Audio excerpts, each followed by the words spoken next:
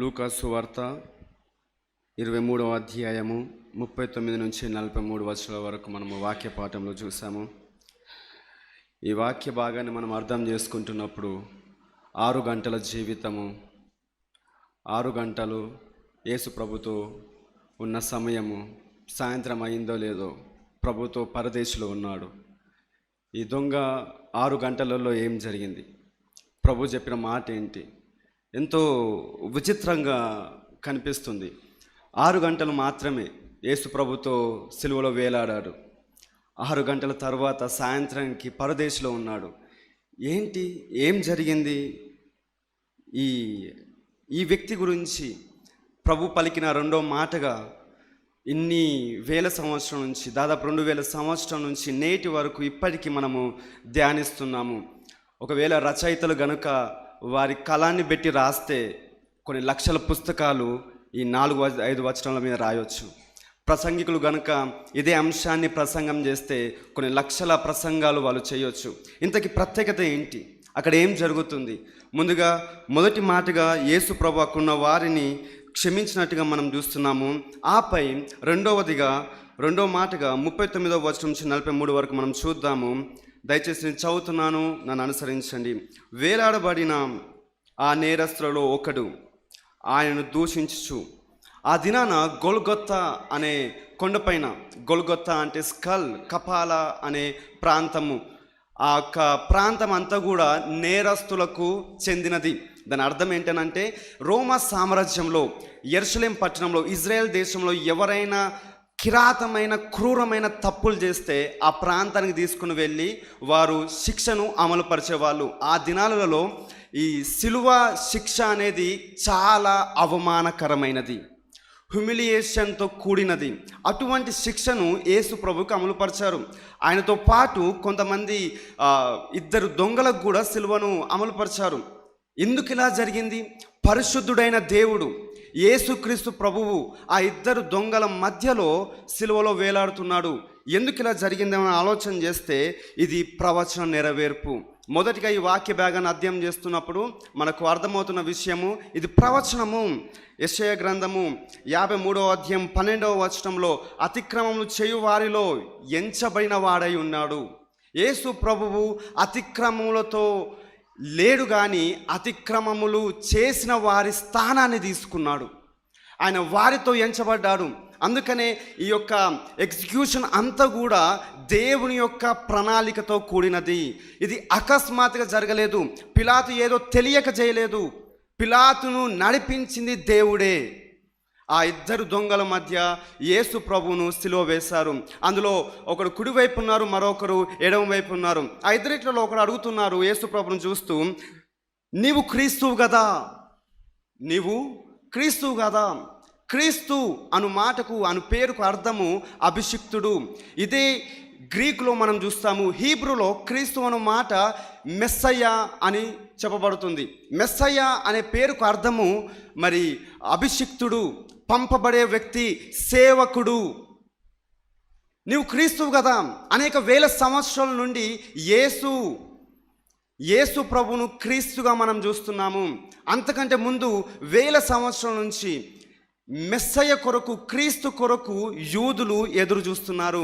ఆ సమయం రానే వచ్చింది. దాన్ని మనం క్రిస్మస్గా సెలబ్రేట్ చేసుకుంటాము. అయితే 3.5 సంవత్సరాల కాల వ్యవధిలో యేసు ప్రభు అనేక మార్లు నేను క్రీస్తును అని చెప్పుకున్నారు. మరి క్రీస్తు అనగా, నేను మీకోసం ఈ లోకానికి వచ్చిన సేవకుడను, అభిషిక్తుడను, నేను మీ కొరకు ఈ లోకానికి వచ్చాను, నేను రాజ్యాన్ని స్థాపించబోతున్నాను అని చెప్పాడు యేసు ప్రభు. అందుకనే ఆయన మొట్టమొదటిగా చేసిన ప్రసంగం, దేవుని రాజ్యం సమీపించి ఉన్నది. యేసు క్రీస్తుగా మనం చరిత్రలో చూస్తున్నాము.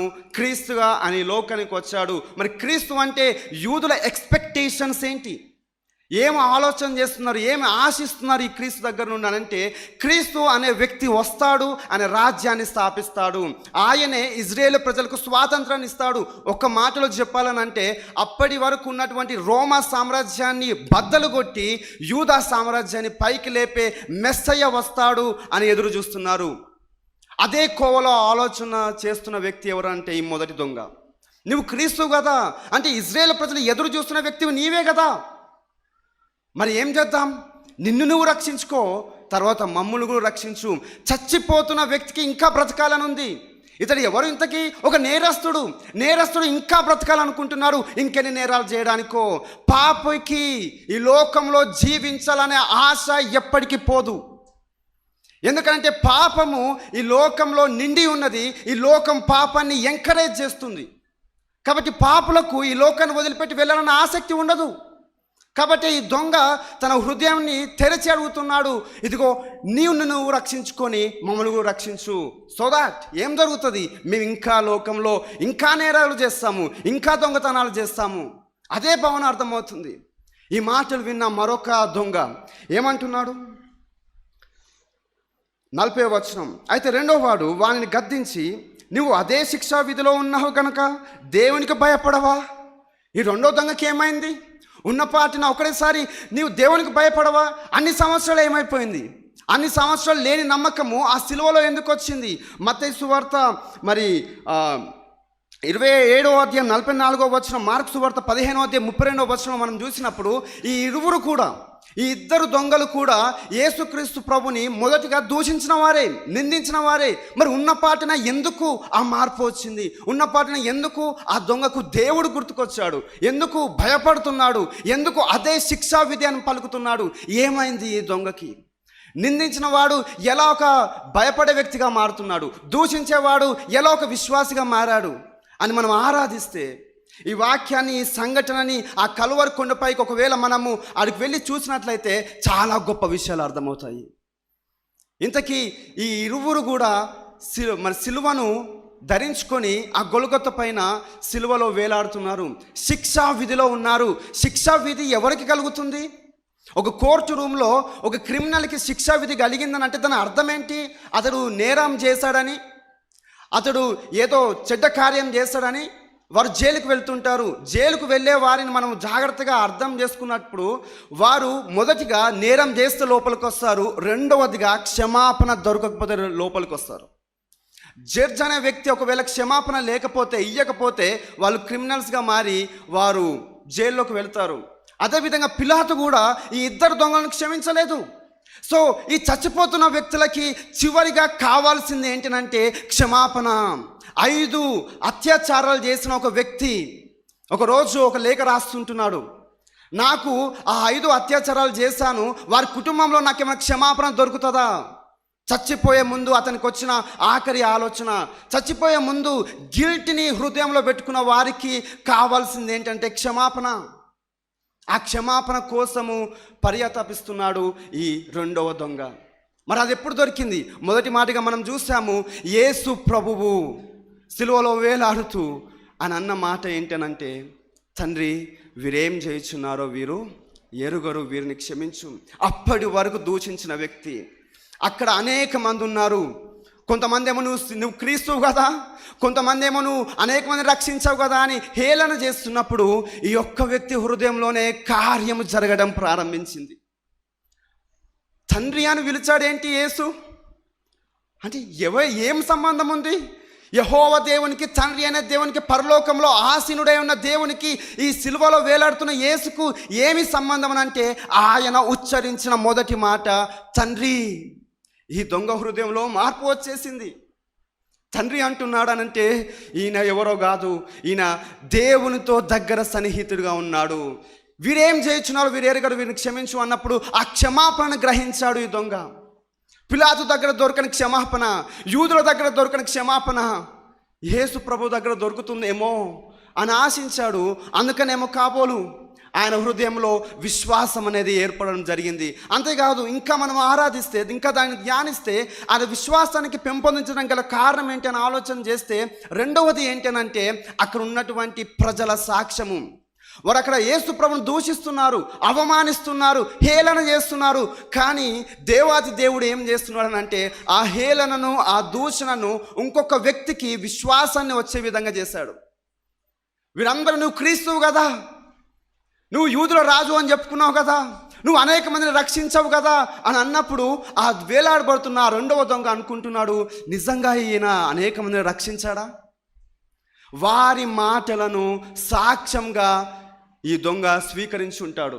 అందుకనే అతని హృదయంలో మార్పు చేకూరింది. మరి ఆ తర్వాత ఇంకేం జరిగింది? పిలాతు ఒక పై విలాసాన్ని చేయించాడు.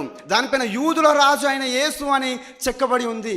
దాన్ని బహుశా చదివి ఉంటాడు ఈ దొంగ. ఓకే, మా మధ్య వేలాడుతున్న ఈయన ఎవరో కాదు, దేవుని తండ్రి అని పిలిచాడంటే ఇతను దేవుని కుమారుడు. క్షమించాడనంటే ఇతనికి కరుణా హృదయం ఉంది. ఇతని గురించి అనేక మంది సాక్ష్యం చెప్తున్నారనంటే ఇతను నిజంగానే అనేక మందిని రక్షించుంటాడు. పై విలాసంలో పిలాతే ఆమోదించాడు కాబట్టి ఇతను నిజంగా రాజై ఉంటాడు అనే విశ్వాసం అతని హృదయంలో కలిగినప్పుడు అతడు ఎంతో చక్కగా మాట్లాడుతున్న విషయము మనం చూద్దాము. మనకైతే ఇది న్యాయమే. ఒక దొంగ, ఒక క్రిమినల్ ఎప్పుడైనా ఈ విధంగా అనుకుంటాడా? తప్పు చేసిన వారికి ఎప్పుడు కూడా మేము చేస్తున్నది తప్పు అని అర్థం కాదు. అది ఎప్పుడు అర్థమవుతుందనంటే హృదయంలో మార్పు వచ్చినప్పుడే. నైతికత అనేది మనలో హృదయంలో కనిపించినప్పుడు ఏది తప్పు, ఏది రాంగ్, ఏది రైట్ అనేది మనకు అర్థమవుతూ ఉంటుంది. మరి ఈ దొంగకి ఇది న్యాయమే అంటున్నాడు. దాని అర్థం అతని హృదయంలో మార్పు జరగటము మొదలైంది. ఆ తర్వాత మనం చేసిన వాటికి తగిన ఫలము పొందుచున్నాము, కానీ ఈయన ఏ తప్పిదము చేయలేదని చెప్పి యేసు ప్రభులో ఎటువంటి పాపము లేదు, ఎటువంటి తప్పిదము లేదని ఈ దొంగ కూడా సాక్ష్యం ఇస్తున్నాడు. ఎంత గొప్ప విషయము! యేసు ప్రభు మనిషిగా ఈ లోకానికి వచ్చాడు, పాపం లేనివాడిగా జీవించాడు, పాపం లేనివాడిగానే మరణించాడు. ఆయనలో ఎటువంటి తప్పిదము లేదు. ఆ దొంగ సాక్ష్యము. అటు తర్వాత ఆయన ఏమంటున్నాడు చూడండి. యేసు ఆయన చూచి యేసు అన్న మాటకు అర్థము రక్షకుడు, రక్షక అని పిలుస్తూ, నీవు నీ రాజ్యంలోనికి, నీ రాజ్యముతో, రాజ్యం ఎవరికి ఉంటుంది? రాజుకే ఉంటుంది. నీవు నీ రాజ్యంతో వచ్చినప్పుడు యేసు ప్రభుని రక్షకుడిగా గుర్తిస్తున్నాడు ఈ దొంగ. యేసు ప్రభుని ఒక రాజుగా గుర్తిస్తున్నాడు. అంతేకాకుండా నన్ను జ్ఞాపకము చేసుకొనుమనెను. జ్ఞాపకం ఎవరు చేసుకుంటారు? పాత నిబంధన గ్రంథంలో చూస్తాము, ఇజ్రాయేల్ ప్రజల పక్షమున ప్రధాన యాజకుడు ఆ యొక్క మందిరానికి వెళ్ళి బలి అర్పణ చేస్తున్నప్పుడు ప్రజలందరి పాపాలను బట్టి వారందరినీ జ్ఞాపకం చేసుకొని మరి దేవాది దేవుని దగ్గర విజ్ఞాపన చేస్తారు. విజ్ఞాపన చేసేది, జ్ఞాపకం చేసుకునేది కేవలం ప్రధాన యాజకులు. ఈ దొంగ మాటలలో యేసు ప్రభుని రక్షకునిగా చూస్తున్నాడు, యేసు ప్రభుని రాజుగా చూస్తున్నాడు. అంతేకాకుండా యేసు ప్రభుని ఒక ప్రధాన యాజకునిగా చూస్తుంటున్నాడు. ఎంత గొప్ప విషయము! ఆ విశ్వాసం వికసించిందో లేదో, అతని హృదయంలో మార్పు జరిగిందో లేదో, తన పాపాలన్నీ ఒప్పుకుంటున్నాడు. ఇది న్యాయమే, మనకి ఇది తగిన శిక్షే అనే మాటలు మనం చూసినప్పుడైతే అది పాప క్షమాపణ పొందుతున్నట్టు మనకు అర్థమవుతుంది. దయచేసి ఇది సువర్ణ అవకాశం. మనకు దేవుడు ఇంత మంచి అవకాశం ఇచ్చాడు. మనం కూడా అనేకము చూస్తూ ఉంటాము, అనేకుల మాటలు వింటూ ఉంటాము. ఈ దొంగకు 6 గంటల కాల వ్యవధిలో కొన్ని మాటలు మాత్రం విన్నాడు. ఆ కొన్ని మాటలే అతని విశ్వాసానికి ఇంధనంగా పనిచేశాయి. ఇన్ని సంవత్సరాల నుంచి మనము క్రైస్తవులుగా ఉంటున్నాము. ఒకవేళ నామకార్థ క్రైస్తవులుగా ఉంటే మరి మన జీవితం ఏమోనో. యవనస్తులారా దయచేసి జ్ఞాపకం చేసుకోండి. కొంతకాలం తర్వాత నేను రక్షణ పొందుతాను, కొంతకాలం తర్వాత నేను పాప విమోచన పొందుతాను, కొంతకాలం తర్వాత నేను పాప క్షమాపణ తీసుకొని మరి నేను బాప్టిజం తీసుకుంటాను అనే అపోహ మనలో కలుగుతూ ఉంటుంది. ఎందుకు ఆలస్యం? చాలామంది అంటూ ఉంటారు, ఈ దొంగ చివరి అవకాశాన్ని సద్వినియోగం చేసుకున్నారని. ఎవరు చెప్పారు ఈ దొంగకు చివరి అవకాశం అని? యేసు ప్రభుని చూసింది అప్పుడే, యేసు ప్రభుతో ఉన్నది అప్పుడే. అదే అతడికి మొదటి అవకాశం. ఆ మొదటి అవకాశాన్ని సద్వినియోగం చేసుకున్నాడు. యేసు ప్రభుని ఒప్పుకున్నప్పుడు యేసు ప్రభు అంటున్న మాట, నేడు నీవు నాతో కూడా, నేడు అంటే ప్రజెంట్ టెన్స్, ఇప్పుడే, ఈరోజే నువ్వు నాతో కూడా పరదేశంలో ఉందువు అని నిశ్చయముగా నీతో చెప్పుచున్నాను. నిశ్చయముగా, నిజముగా. ఇది గ్రీకులో మనం చూస్తే ఆమెన్ అనే పదం ఉపయోగించబడింది. మరి దొంగకు ఒసగిన ఆ గొప్ప వాగ్దానము, నేడు నీవు నాతో పాటు పరదేశంలో ఉందువు. ఎంత గొప్ప వాగ్దానము! 6 గంటలని సద్వినియోగం చేసుకున్నాడు. ఎన్ని పోయాయి మన జీవితంలో 6 గంటలు? ఎందుకు ఆలస్యం చేస్తున్నాం పాప క్షమాపణ పొందటానికి? ఇతని జీవితము 6 గంటలలో అనేకం జరిగాయి. ఒప్పుకున్నాడు పాపాలని.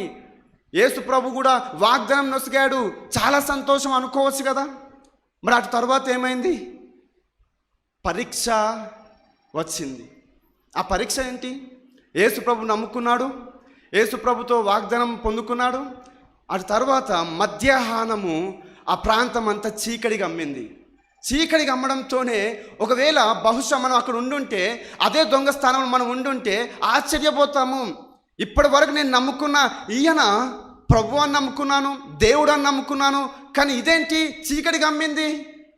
విశ్వాసయాత్ర సిలువలో ఈ దొంగది విశ్వాసయాత్ర మధ్యాహ్నానికి చీకటిగా అమ్మిపోయింది. ఆ ప్రాంతం అంతా చీకటిగా అమ్మినప్పుడు బహుశా సందేహపడ్డాడు కావచ్చు, బహుశా కంగారు పడ్డాడు కావచ్చు. ఆ తర్వాత యేసు ప్రభు ప్రార్థించాడు, ఏలీ ఏలీ లమా సబక్తానీ అని. నా దేవా నువ్వు నన్ను ఎలా చేయి విడిచితివి. ఈ దొంగ ఆశ్చర్యపోయి ఉంటాడు, ఏంటి ఇంతకుముందే కదా ఇతడు తండ్రి కుమారుడు అని నమ్మాను, ఇప్పుడు చెయ్యి విడిచాడని అంటున్నాడు ఏంటని. కానీ అతని గందరగోళము ఎక్కువసేపు ఉండలేదు. యేసు ప్రభు ప్రాణం విడిచే ముందు ఆ ప్రాంతం అంతా కదిలిపోయింది, భూకంపం వచ్చింది. ఆ ప్రాంతంలో ఉన్న బండలన్నీ బ్రద్దలైపోయాయి, సమాజం ఉన్న తెరంతా చినిగిపోయింది. భయపడి ఉంటాడు, జడిసి ఉంటాడు. కానీ చివరికి యేసు ప్రభు తన ప్రాణాన్ని అప్పచెప్తున్నప్పుడు, తండ్రి నీ చేతికి నా ఆత్మను అప్పచెప్తున్నప్పుడు అని అన్నప్పుడు అతని విశ్వాసం మళ్ళీ రివైవ్ అయినట్టుంది, అతని విశ్వాసం మళ్ళీ పెంపొందినట్టుంది. చూడండి, ఈ యొక్క దొంగ జీవితాన్ని మనం చూస్తే మన జీవితాలు చక్కగా ఇమిడిపోతాయి. ఇతడు ప్రభు మాట విన్నాడు, వాగ్దానం పొందుకున్నాడు, రక్షణ పొందాడు, పరీక్షలు ఎదుర్కొన్నాడు. ఆ సిలువలోనే చివరికి తన విశ్వాసాన్ని రివైవ్ చేసుకొని ప్రభుతో మొట్టమొదటి వ్యక్తిగా పరదేశంలో అడుగుపెట్టాడు. ఏ వ్యక్తి అయితే సిలువలో ఆఖరిగా వేలాడాడో అదే వ్యక్తి పరదేశంలో మొట్టమొదటి వ్యక్తి అయ్యాడు. ఎంత గొప్ప జీవితము, ఎంత గొప్ప భాగ్యం ఇది. మరి మన పరిస్థితి ఏంటి? ఒకసారి మనల్ని మనం పరీక్షించుకుందాము. దేవుడు మనకి ఇంత మంచి అవకాశం ఇచ్చాడు, ఈ అవకాశాన్ని ఎందుకు మనము దూరం చేసుకుందాం? ఇదిగో ఒక వ్యక్తి 6 గంటలు ప్రభుతో ఉంటే పరదేశంలో ఉన్నాడు. మనం ఎన్ని సంవత్సరాల నుంచి ఉంటున్నాం? ఇదే మనకు చివరి అవకాశమేమో. దొంగది కాదు అవకాశం, మనదేమో. ఎందుకంటే మరణం ఎప్పుడు వస్తుందో మనకు తెలియదు. కాబట్టి నేడే ప్రభుని నమ్ముకుందాం, మన పాపాలను ఒప్పుకుందాం. మన యేసు మనకు వాగ్దానం నొసుగుతున్నాడు. ఇప్పుడు ఈ క్షణమే యేసు ప్రభుని నమ్ముకుంటే మనం పరదేశంలో ఉంటాము. ఇది నిశ్చయత, ఇది గొప్ప వాగ్దానము. ఈ వాగ్దానం మనతో ఉన్నప్పుడు, క్రీస్తు ప్రేమ మనతో ఉన్నప్పుడు ఏమి మనల్ని ఆయన ప్రేమ నుండి ఎడబాపుతాయి? ఏది కూడా ఎడబాపలేదు. అది మరణమైన, ఖడ్గమైన, ఉపద్రవమైన, శ్రమ అయినా, హింస అయినా ఏది యేసు క్రీస్తు ప్రేమ నుండి మనల్ని ఎడబాపదు. నేడే నమ్ముకుందాము. ఆ దొంగ వలె మనం కూడా యేసు క్రీస్తు రక్తంలో మునిగి పరిశుద్ధులుగా అవుదాము. ఈ వాక్యాన్ని దేవుడు దీవించును గాక. ఆమేన్.